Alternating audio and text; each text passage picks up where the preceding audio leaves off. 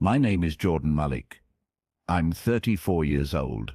I was born into a family that believed in two things: legacy and loyalty. My father passed when I was 9, so my mother became the pillar of our home, running everything with an iron will and a cold gaze. She expected complete obedience from me, especially when it came to matters of the family's image. I was raised to be the next head, the future of our name. But the moment I said no to marrying the woman she handpicked, everything I thought I had, my home, my family, my security, was stripped away. I remember the exact moment it happened. We were sitting at the long glass dining table, the one she had imported from Italy just to prove something to guests we never had. She slid a file toward me. Inside were photos, financials, even bloodline history. She called it a proposal. I saw it for what it was, an arrangement. The woman was kind, beautiful even, but I didn't love her. And worse, she didn't love me. I told my mother I couldn't do it. Her eyes didn't blink. Her jaw didn't flinch. She simply stood up, looked down at me and said, "Then you're no longer welcome under my roof." I didn't argue. I didn't plead. I packed a single duffel bag that night and left the estate I had called home for 23 years. No goodbyes, no father to protect me, no siblings to take my side, just silence and the soft click of the front door closing behind me. I remember standing in the cold, staring at that mansion, the place I once thought was my world, knowing it would never be mine again. I had refused to sell my soul for status, and that choice cost me everything. For months, I lived in borrowed spaces, couch to couch, friend to friend. I picked up side jobs, tutoring math during the day, and working the graveyard shift at a gas station. The contrast was jarring. I went from mahogany desks and imported suits to paper cups and fluorescent lights, but strangely, I felt lighter. Poorer, yes, but freer. No one was managing my choices anymore. No one was measuring my worth against pedigree and performance. Still, every night, as I tried to sleep on uneven cushions or thin mattresses, a quiet ache formed in my chest. It wasn't regret, it was disappointment. Realizing that my own mother loved control more than she loved me. That truth cut deeper than the betrayal itself. But I didn't let it harden me, I let it sharpen me. I promised myself that one day I would become everything she thought I could never be, without bending to her rules. So I started building, not with revenge in mind, but with clarity. I didn't know where the road would take me, but I knew I would never return to the life that forced me to choose obedience over authenticity. And one day, when they least expected it, they would see what I built, not out of spite, but from silence. Loyalty is a strange thing. It's quiet when it's real, but when it's demanded, it becomes a prison. I used to think I owed everything to my family, especially my mother. She fed me, clothed me, sent me to the best schools. But I see now none of that was love. It was investment, a transaction, a debt. She expected to be paid back in the currency of obedience, and when I declined the marriage proposal, she saw it as theft, not autonomy. I had stolen her return on investment, and she made me pay. In the months that followed, I stopped expecting apologies. No one reached out, not even an uncle, a cousin, or a distant relative to ask if I was okay. It was as if I had been deleted from the family tree the moment I said no, and the silence. It was so loud, I'd wake up in the middle of the night and stare at the ceiling, wondering if I had overreacted, if maybe I should have just gone along with it. But then I'd remember the look in the eyes of the woman they wanted me to marry, how dead they were. She was trapped too, just more elegantly. There were signs, of course. I ignored them for years. The way my mother spoke about love, always laced with strategy. The way she'd tighten her lips whenever I mentioned someone I was interested in. someone she hadn't approved. I once dated a girl named Alina in university. Bright, kind. The kind of soul that brought warmth to every room. My mother had her investigated within a week. Said she was unfit for our standards. I broke it off then, not because I wanted to, but because I had been taught that mother knows best. Looking back, that was the first piece of myself I gave away. You don't notice the slow erosion of your spirit until it's gone. One day you wake up and realize you don't even recognize your own voice. That's where I was when I left. I had no idea what I believed, what I wanted, or who I was, only what I didn't want to become, and that small clarity was enough to start over. Sometimes knowing what you will never tolerate again is more valuable than knowing what you do want. Still, there were nights I missed home. Not the place, but the illusion, the safety net, the warm meals, the routine, even the smell of my old study. But the truth is, when someone shows you that love is conditional, you have to stop longing for their approval. Otherwise, you'll spend your life auditioning for someone who wrote your script before you could even speak. So, I began teaching myself something new. Not just survival, but self-respect. I stopped chasing closure from people who needed control more than connection. And slowly, I started to rebuild, not with noise or vengeance, but with quiet intention. I still had no grand plan, but the pieces of who I truly was, they had started returning to me. I didn't have a 5-year plan. What I had was fire, not the angry kind that burns everything down. No, mine simmered. It whispered. It told me, you know what they think of you. Now prove them wrong. And so I began doing the opposite of everything they expected. While they assumed I'd disappear into bitterness or obscurity, I enrolled in a coding boot camp.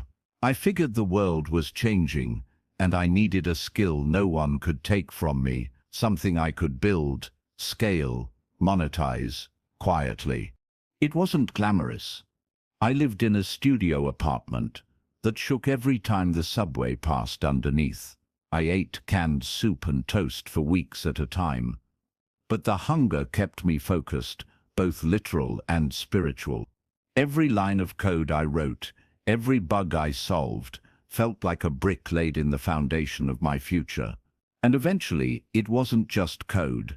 I started learning about digital marketing, data analytics, platform building. I'd stay up until 4 a.m. studying things most people paid consultants for. I wasn't trying to impress anyone. I was trying to free myself. 2 years in, I launched my first app. It failed, crashed within a week. But I learned.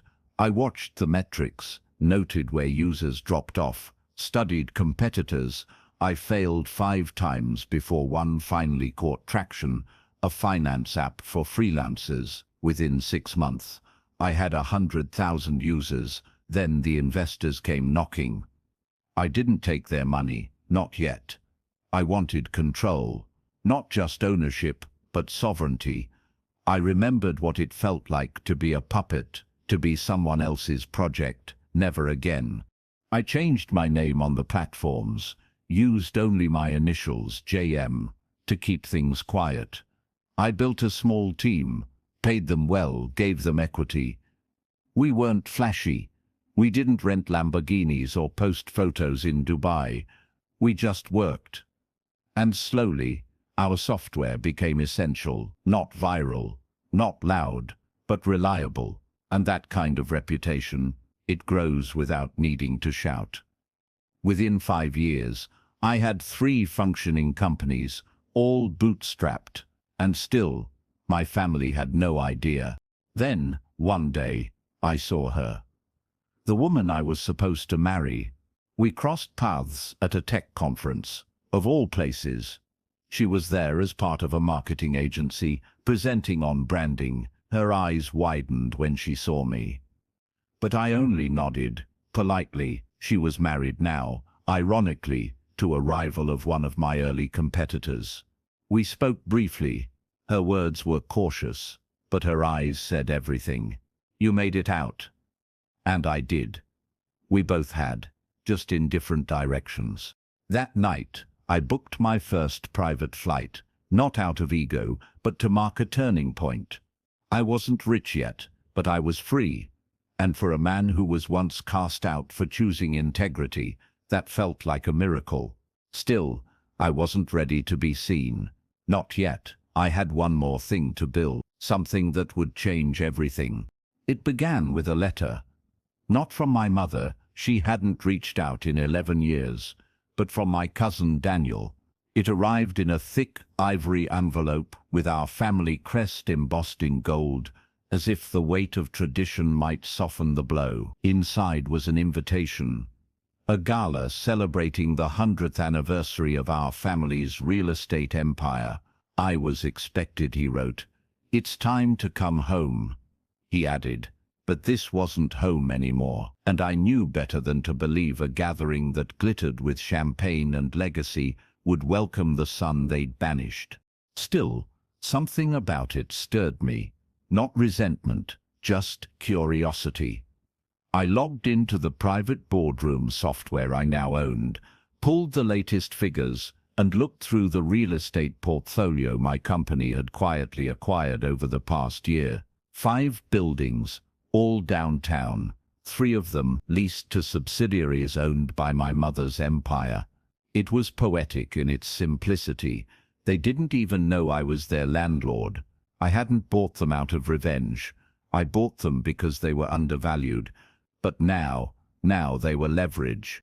I called my lawyer and asked for the contracts. One clause stood out.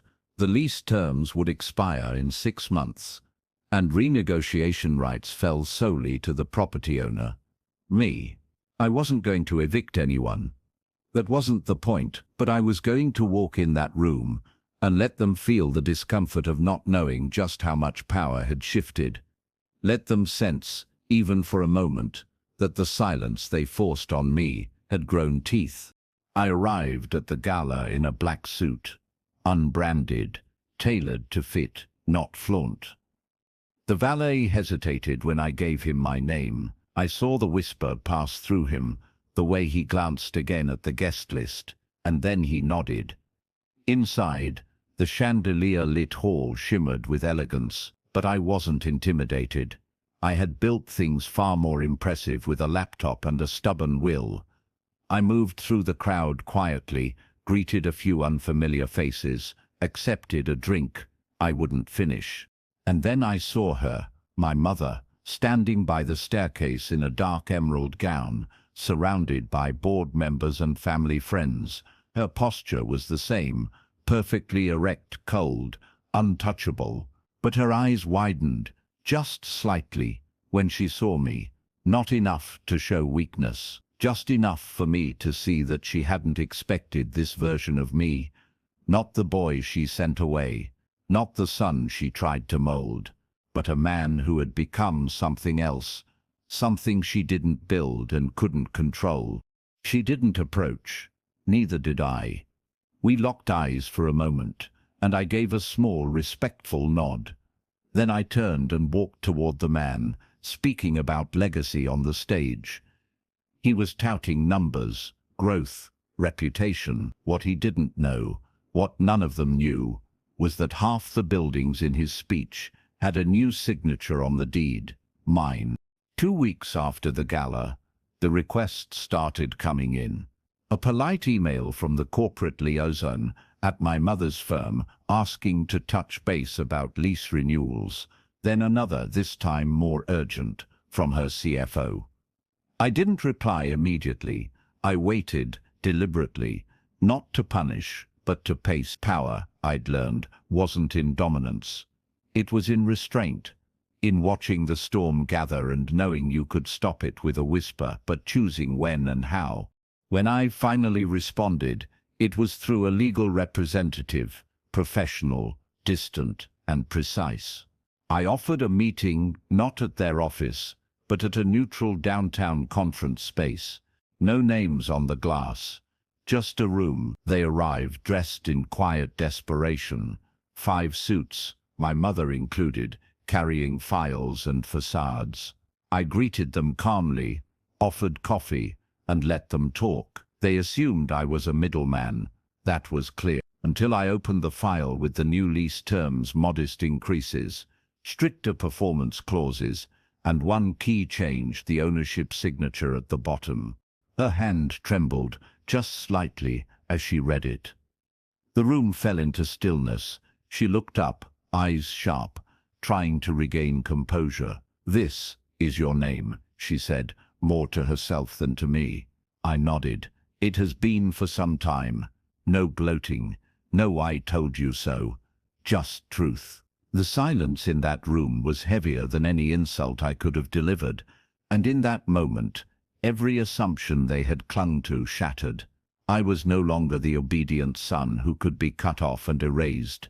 I was a man they now had to negotiate with. The contract was signed within a week. Not because they wanted to, but because they had to. I had them boxed in, but I didn't squeeze. I gave them fair terms. I wasn't there to destroy what they built. I was just done being excluded from it. And in some way, I wanted them to feel the tension of working with someone they couldn't predict. That's what they had taught me, after all, how to make every move count in silence. A few months later, the cracks began to show. One of their tenants defaulted, and the press caught wind. Then a compliance issue came up in one of their new developments. I wasn't involved, but I was watching, and the more they tried to stabilize, the more they realized the foundation had shifted beneath them. I hadn't taken their company. I'd done something subtler. I'd taken back my name, my dignity, my narrative. And now, every time my mother signed a report, she had to acknowledge a presence she tried to erase. People around her began asking questions about the new contracts, the anonymous investor, the changes in policy. I stayed invisible, letting the quiet do the speaking, and over time, it became clear that her iron grip was weakening. Not because I humiliated her, but because I didn't need to. The very thing she feared, that I would become someone powerful without her blessing, was now undeniable. I didn't celebrate. I didn't throw a party or post a single photo, but one morning I stood on the balcony of a building she once claimed would never belong to me, and watched the sunrise spill over the city I had quietly conquered. It's strange what peace feels like when you've spent your life chasing approval. For years, I thought redemption would be loud victory speeches, headlines, grand gestures, but it wasn't. It came on a regular Tuesday morning, with black coffee in one hand and sunlight on my face. No one was watching, no one was clapping, and for the first time I didn't need them to. I had nothing to prove. The boy who once begged for his mother's love was gone. The man who stood in his place had built his own name, brick by brick, in silence. I kept my distance. I didn't visit the estate. I didn't attend family holidays, but word spread. Distant cousins started reaching out, trying to reconnect. Old friends from private school suddenly remembered we were close. I was polite, but cautious. I had learned that some people don't see your value until they can't ignore your presence, and even then, they're not clapping for you, they're clapping for proximity. I wasn't bitter, just aware.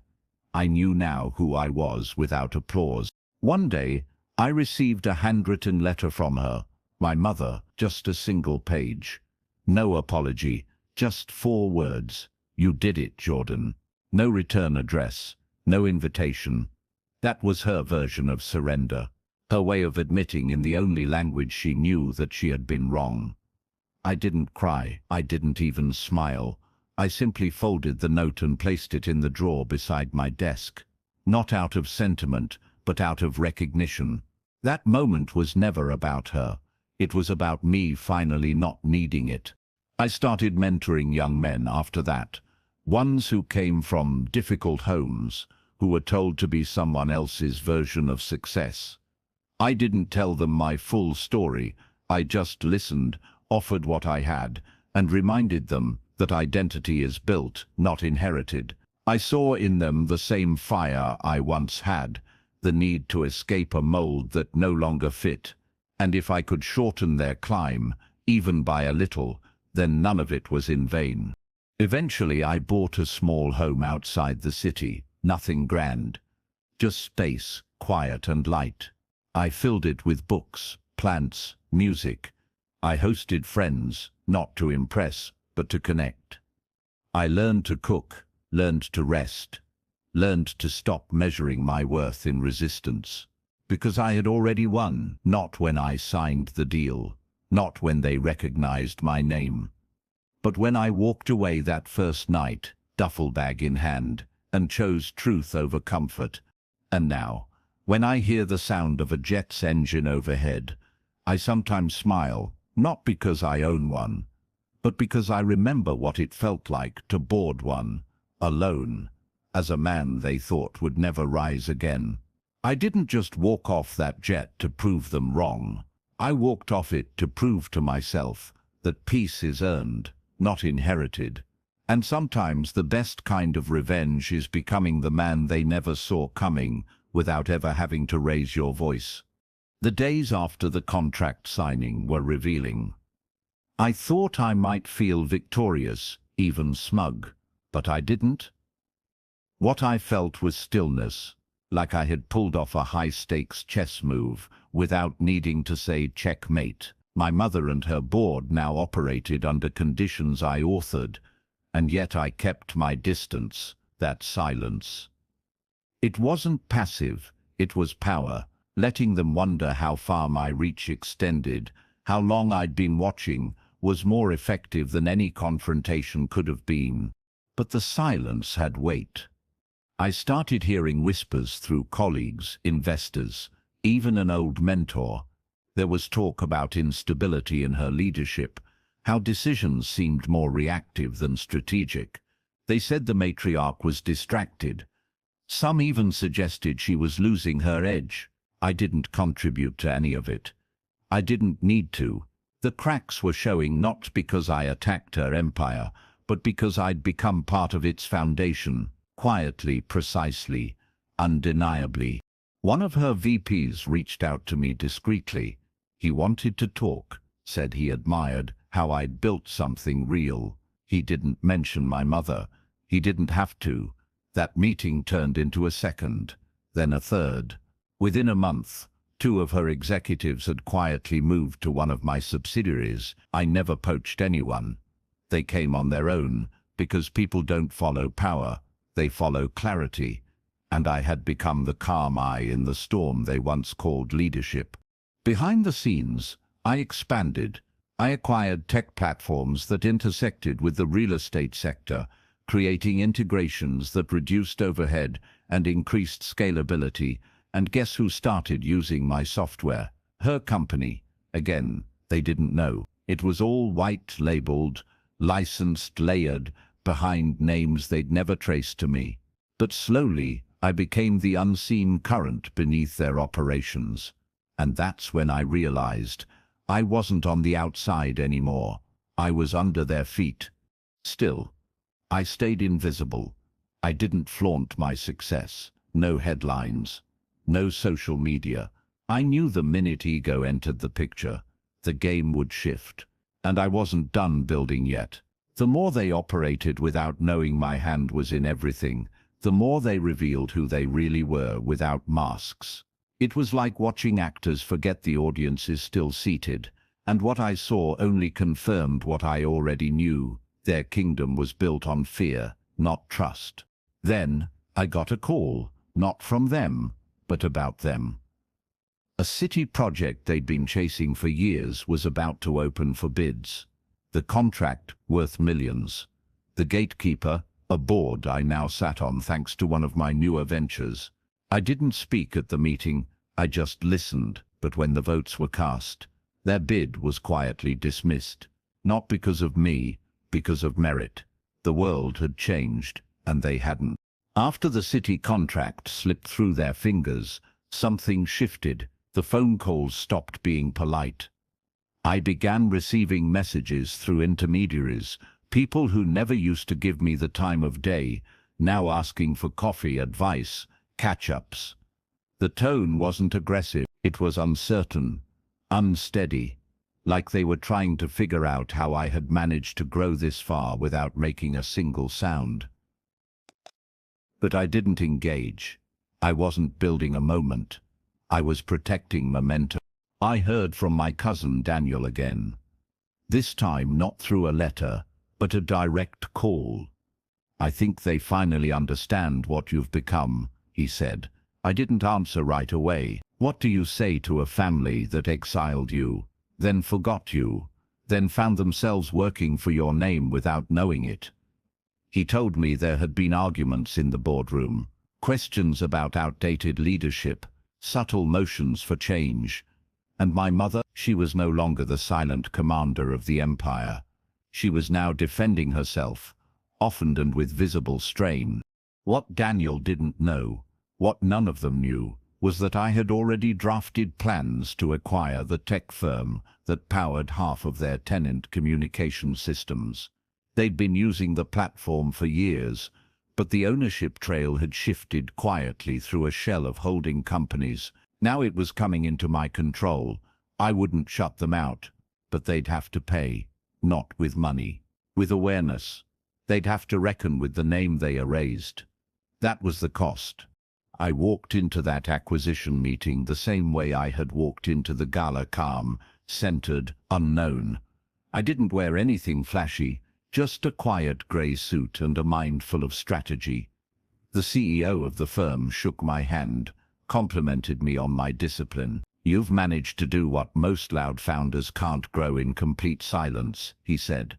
I smiled, not out of pride, but because I knew he was right. My success wasn't built on volume. It was built on restraint. After the deal closed, I returned to my office and looked at a framed photo from when I was 16. Me and my mother standing on the lawn of our family estate. I looked so sure then of her, of home, of everything. I no longer mourned that boy. I respected him because he walked away when it cost everything. And now he had built more than an empire. He had built himself. And still, I didn't reach out, not to her, not to anyone. I let the silence grow long and dignified, let it teach them what it had taught me, that power doesn't shout, it doesn't beg, it doesn't even warn. It simply arrives and doesn't leave. The invitation came again, this time under a different pretense, a leadership forum downtown featuring visionary founders reshaping urban innovation. My name was printed next to others I used to read about in magazines. It wasn't from my family. It was from the city, but I knew they would be there. Not as hosts this time, but as attendees, sitting in rows instead of at the head of the table, watching instead of commanding. I considered declining, but something in me knew. It was time. I didn't prepare a grand speech. I didn't need slides or fanfare. I just spoke from truth, about resilience, silence, the power of starting over when no one believes in you, about walking away from systems that only love you when you obey. I didn't name anyone, didn't even allude to what had been done to me. But I saw her face in the crowd, my mother, still composed, but smaller somehow. Not physically, but spiritually, like the room had stopped orbiting her. When I stepped off that stage, the applause felt strange. Not because I didn't think I deserved it, but because I had stopped needing it.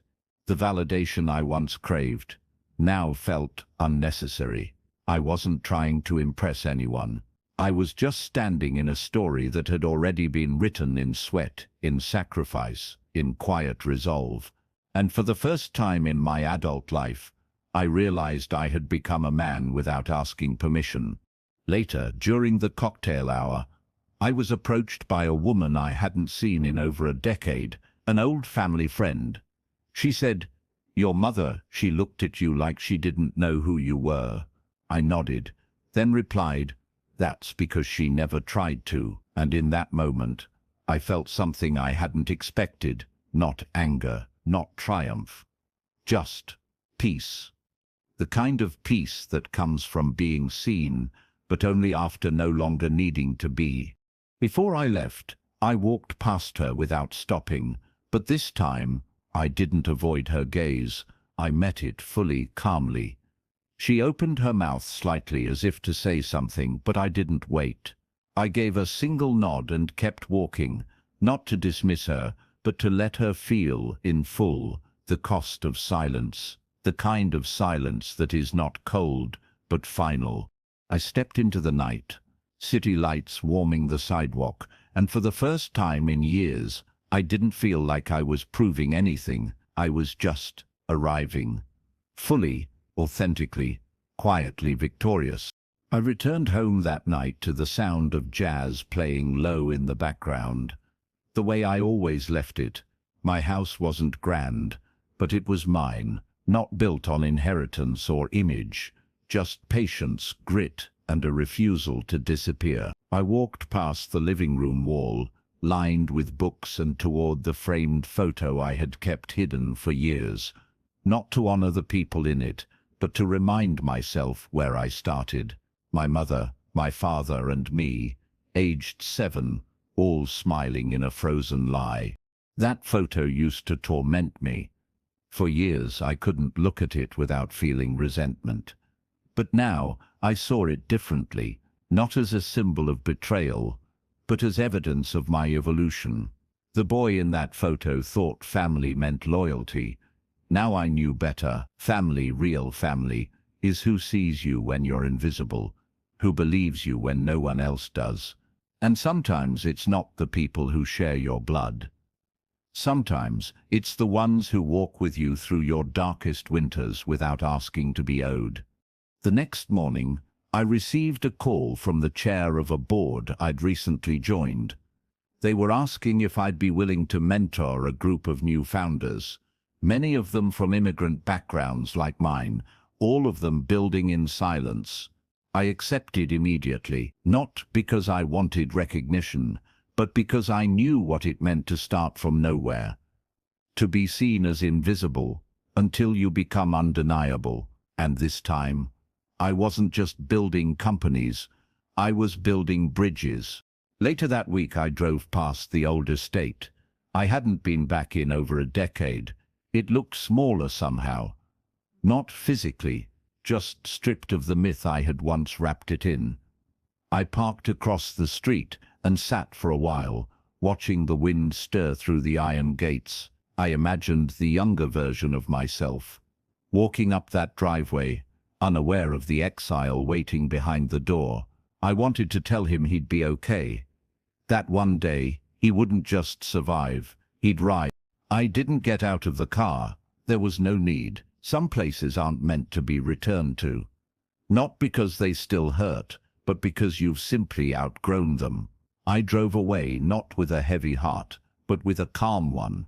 I wasn't running from the past anymore. I was simply walking in step with the future. And in that quiet drive home, I understood something deeper. Sometimes, the most powerful revenge is living a life they can't explain. A life so grounded, so self-built, so authentic, that it shatters every story they ever told about you, without a single word spoken. In the weeks that followed, I found myself writing a letter I never intended to send, not out of spite, but reflection. It started simply, "Dear Mother," and then paused. Not Mama. Not Mama. Just Mother. That word felt distant, cold, and somehow perfect. I didn't write to seek reconciliation. I wrote to give language to the silence we both had drowned in for over a decade. Sometimes you write not to be read, but to release what never had a place to land. I told her everything I had once wanted to scream, that I loved her, that I feared her, that I wanted her approval more than anything, but not at the cost of myself, that when she exiled me for saying no, I wasn't rebelling, I was choosing something she had never chosen for herself.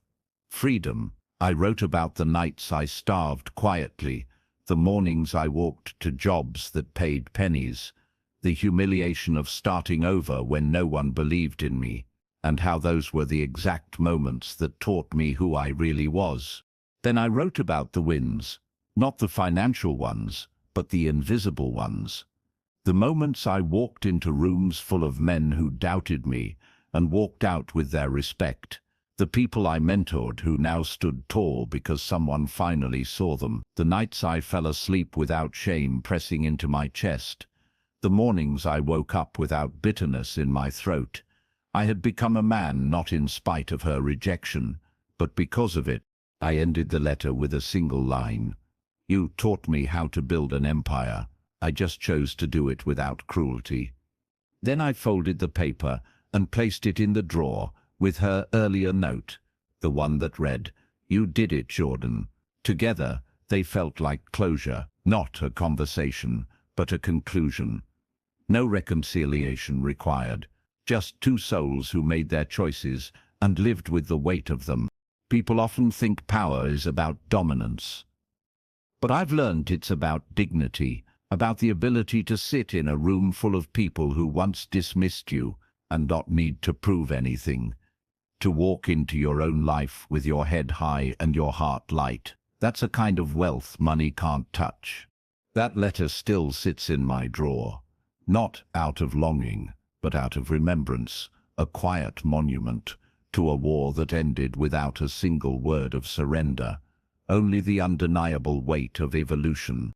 I never received an apology, not a real one, not the kind that acknowledges pain, names the wound, and asks for nothing in return. Instead, I got nods in passing, strategic silences, the occasional compliment from a family friend who'd heard how well I was doing. But that's the thing about healing. You stop waiting for what never comes. You stop needing them to understand in order for you to be whole. And that, perhaps, is the most powerful transformation of all. At some point, I stopped checking for her name in the news. I stopped wondering if she would one day show up at my office or send a message that said more than 4 words. I didn't harbor hope. I harbored peace. And from that place I began to build something even greater than businesses or reputation. I built a life, real relationships, real friendships, a team that operated with integrity, not fear. A life that felt rooted, not performative. One afternoon, as I was mentoring a group of young entrepreneurs, one of them asked me, "What made you never give up?" I paused. The question caught me off guard. Not because I didn't know the answer, but because I realized I had never said it out loud. I told him, I didn't want to prove them wrong. I wanted to prove myself right. That I could exist outside of their design and still be complete. The room went quiet. Not with awe, but with resonance, because they too were trying to escape cages built by people they once trusted. That's when I realized this story was never about revenge. It was about reclamation, reclaiming my voice, my worth, my direction. My mother had created a machine, but I had become a mirror, and every time she looked in my direction, she saw what could have been if love had led instead of control. I didn't want her to hurt. I just wanted her to see, and maybe, in some quiet place she never speaks about, she does. Now, when people ask about my past, I don't tell them about the betrayal first. I tell them about the choice. The moment I said no to something that everyone expected me to accept, that small, brave, quiet no became the door I walked through into the life I have now. A life of purpose, a life with peace. And that, to me, is the ultimate success. Not in what I earned, but in what I walked away from. Not in who I became in their eyes, but in who I became when their eyes were no longer watching. It was a spring morning, crisp and quiet, when I boarded the jet I now owned. No entourage, no announcement. I wasn't heading to a summit or a press conference. I was going home, Not the old estate, a new place. A quiet town on the coast where I'd purchased land years ago. I had designed the house myself. Minimal, open, honest. The kind of place where silence wasn't punishment, but peace. As the engines roared and the wheels lifted, I didn't feel superior. I felt still, grounded in the air. When we landed, I noticed them before they noticed me. My mother, Daniel, a few others from the family, all standing near the edge of the tarmac. I hadn't invited them, but word had spread about my property, the house I was building, the influence I now carried in industries they never thought I'd touch. They came not to welcome me, but to witness, to understand, to calculate perhaps, but also to acknowledge that something had shifted permanently. As I stepped down from the plane, I didn't wear a suit, just a sweater, slacks and calm. No guards, no flash, just me.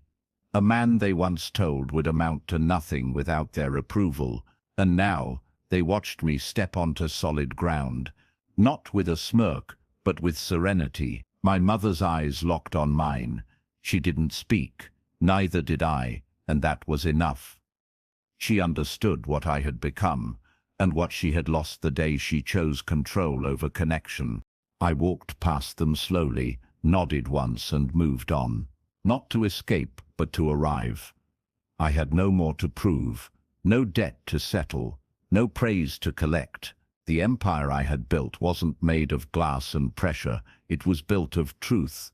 Every piece earned, every scar healed, every silence mastered, and now, every step I took felt like freedom that no one could take from me. Inside the house, I placed my bag on the oak table and opened the wide windows. The sea breeze moved through the room like a whisper from God himself. This wasn't a reward. It was a reflection of who I became when no one was watching. When love was withheld, when silence was forced, when legacy was dangled like a leash. And yet, here I stood, untethered, unbothered, unmistakably whole. And if anyone ever asks me what happened that day, when I walked off my own jet and faced the people who once erased me, I'll tell them this. I didn't return to take revenge. I returned to remind them that sometimes the sun they tried to bury becomes the root of a legacy they'll never control again. And he does it in silence. He does it with grace. He does it by walking away stronger than he ever arrived.